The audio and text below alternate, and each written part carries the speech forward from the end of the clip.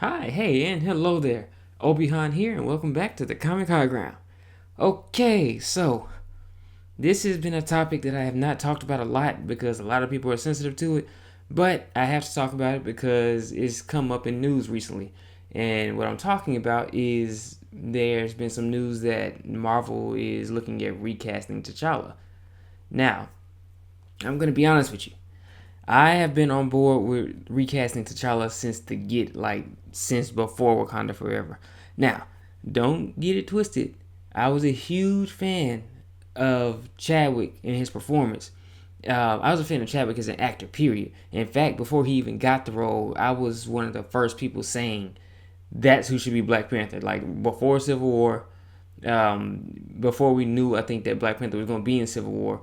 I was saying that he should be Black Panther because his performance in 42 and James Brown was so good, and you could tell how much of a good actor he is, or he was then.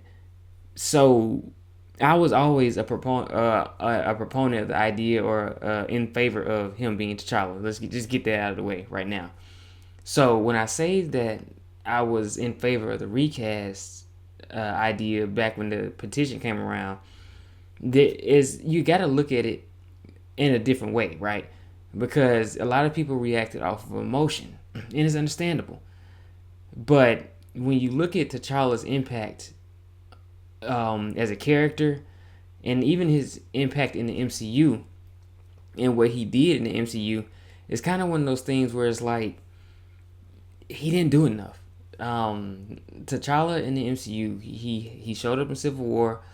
He alongside, or actually fought the Avengers in that big fight, and then he had his movie, and then he died in his movie, and was brought back to life, and then was in Infinity War and fought alongside the Avengers, and then basically he died in Infinity War, and then a 5 year time skip, and then Endgame comes and he is brought back with everybody else, and then here we are at Wakanda Forever, and they basically killed him again. So that's like T'Challa's legacy in the MCU right now. He's been gone more than he's been there, and he hasn't really done a lot. He opened up Wakanda's borders, sort of, or he at least made them more. I'm sorry, he didn't open up their borders, but he made them more open to the outside world with resources and everything. And he started, obviously, he helped the Avengers, but he didn't do anything. Like, I'm sorry, he didn't. Was he an awesome character? Yeah. Was he slightly kind of watered down from the T'Challa of comics? Yes, he was. Um, I didn't have. I don't have a problem with Shuri per se, because true enough, she was the Black Panther in the comics. Especially when T'Challa, I think, had lost his powers or something like that. I can't remember what the exact circumstance was. I think he was taken or stripped of the Black Panther title because he had rendered like all the vibranium like inert or something like that, because Doom had found a way to take over it, and so I think like as punishment he was kind of stripped of the title. I think that's how that sequence of events happened. It's been a while since I read that story, but. Uh, yeah, Shuri took over then, but the thing is, they were both Black Panther because at some point he became king of the dead, and so that's how Shuri was able to be the queen of Wakanda, the ruler, the Black Panther of Wakanda. He was the king of the dead, which gave him again his Black Panther powers again, and that he was able to. He was basically like ruling over the dead, and that's why if you remember the Secret Wars story, when he had the Infinity Gauntlet and everything, he actually brought like an army of the dead to the battlefield. Yeah, that kind of goes hand in hand. But when it comes to just T'Challa as a character, and again, you just look at him in the MCU, he I don't want to say he brushed the surface of T'Challa and what T'Challa can do because they didn't have him on screen long enough. So when you talk about a recast and everybody's like, well, it's disrespectful to the legacy and y'all don't care about the actor, and it's like, no, we care about the actor. We just know that the character has been around longer, and we know that we know how much work the actor put into the role, and that's the point. We know how much work the Chadwick put into the role. I can't speak for him because I don't know him personally, but I don't think that he would have wanted the character to just be done away with like that, because it boils down to, it's almost like it was a waste of the effort, because they just kind of threw him out. And I believe the reception to Wakanda Forever kind of echoes that, because it definitely didn't do as well as the first Black Panther. And then on top of that, it wasn't as entertaining as the first Black Panther, because you basically forced, as E-Man would say, if you've never seen E-Man's reviews, you should go check out his channel, because he's awesome.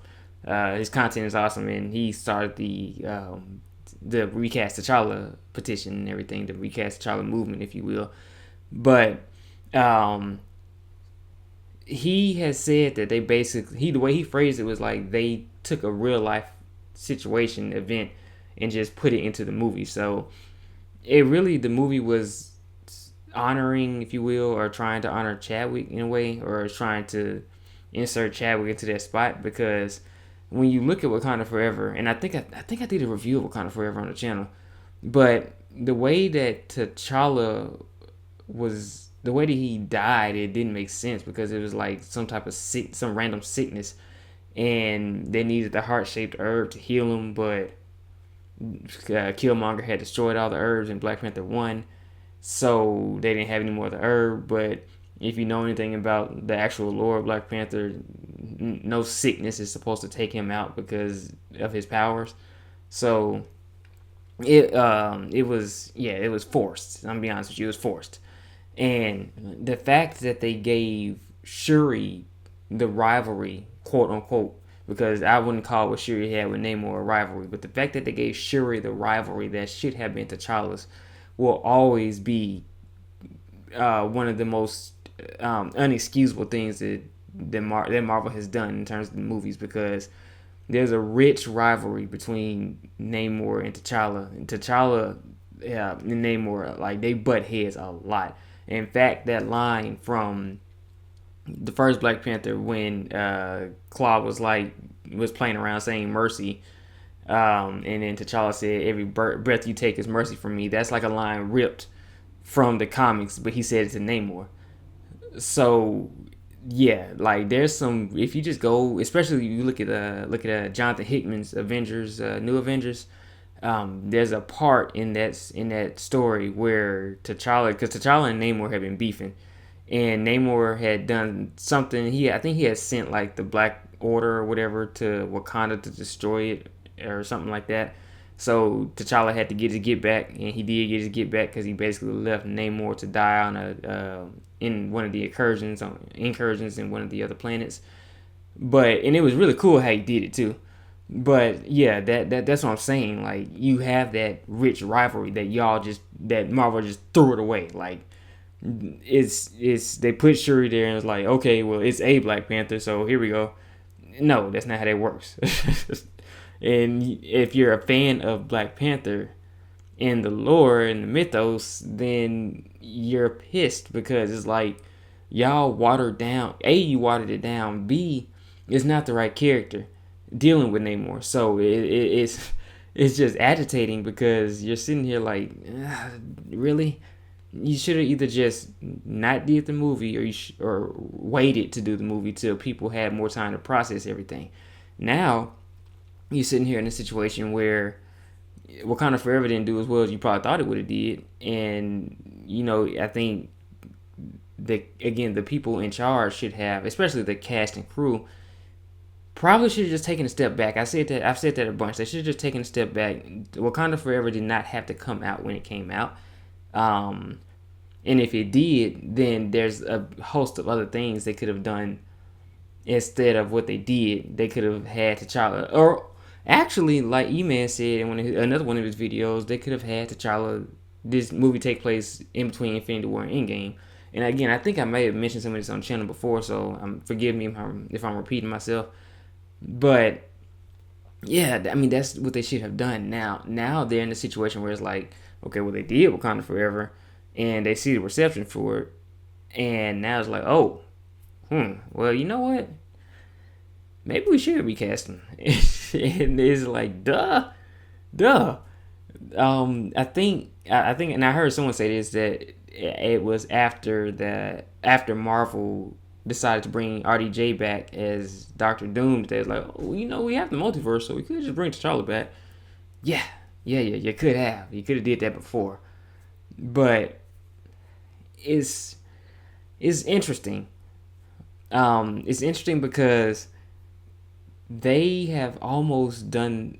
It's almost seemed like they've tried to phase out T'Challa in a way in a lot of their in some of their other content. I don't know if I talked about it in during X-Men '97, but they literally removed T'Challa from that cartoon. It was T'Chaka who showed up as the Black Panther in that cartoon, and that right there is an absolute lie, because those cartoons from back then in the '90s were all linked for the most part. So the X-Men, Spider-Man animated series, the Fantastic Four animated series, and I'm forgetting one, the Hulk animated series, and Iron Man.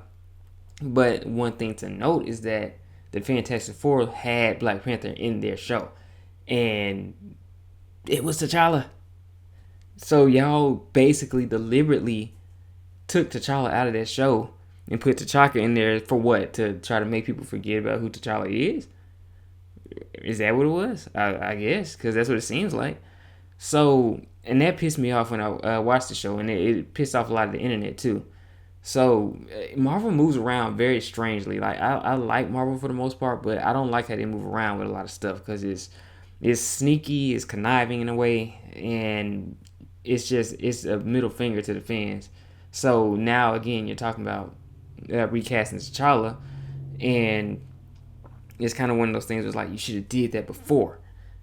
You're kind of doubling back now to be like, oh well, we didn't say we wouldn't recast them. We just said, we're just not gonna do it for this movie, and that's not how they worded it back then. So, is interesting to be on the side of recast T'Challa and be vilified for, wanting to have the character recast, because again, you have people coming at you talking about it, and that's one of the reasons why I didn't make a video on it too much. I think I probably talked about it during the Wakanda Forever review. I know I talked about it on Twitter, but I sometimes you just don't have the energy to deal with people who are, I guess, judging you for having a different opinion. And again, I say it's not disrespecting anybody. When you look at it from a narrative standpoint, not an emotional standpoint, but from a narrative standpoint, T'Challa has had no character arc really in the MCU, none of substance. I mean, the only arc he really had was, we had these old ways in Wakanda where we wouldn't do stuff with the outside world, and now after the experience of Black Panther 1, it's like, okay, well, we'll work with people. That's pretty much it. Like, in terms of like just like a long standing like character arc, I mean, you look at Tony Stark in Iron Man 1, what he was then to what he became in Endgame. You look at the growth he had from beginning of Iron Man 1, the closing of it, and then you look at the growth from Iron Man 2 to how it went off. And then even you look at Avengers 1, and you look at the argument that Tony had with Cap when Cap was saying something about you're not the person to lay down on a grenade or whatever, and protect everybody else. And then Tony was like, well, I just cut the wire. And then to see them come full circle for him to basically lay down on top of that grenade, like Cap said, essentially, when he did the snap. That type of thing, that's 10 years worth of character writing for Tony that he got. That by the time Endgame happened, it was like, okay, it sucks, but Tony had his time. He did what he needs to do in the MCU. T'Challa didn't. T'Challa didn't even get half of that. I really don't feel like he didn't even get a quarter of that. And that's one of the biggest problems. If T'Challa had been around for 10 years like Tony had, then, the idea of not recasting is a little bit more understandable, I guess, because he had done his part.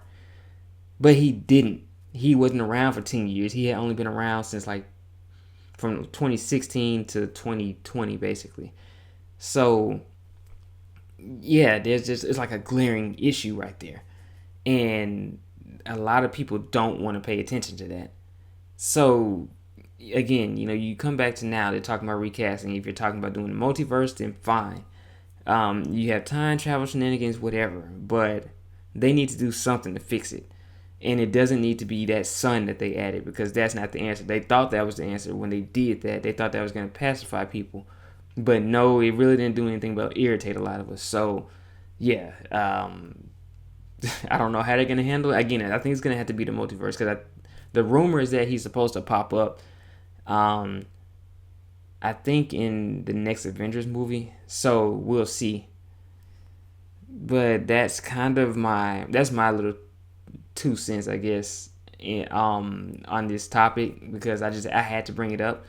They definitely need to recast him, because I mean, to do it, I've said I've said why, and I spent 15 minutes, 16 minutes saying why. So I mean, that's it. That's the point. Okay, just recast them. Do a good job recasting them, and tell good T'Challa stories again, please. But that's all I had to say for this video. So hit that like button, drop a comment to let me know what you think about this recasting situation. Hit that subscribe button, please, and remember, we have the high ground. Catch you later.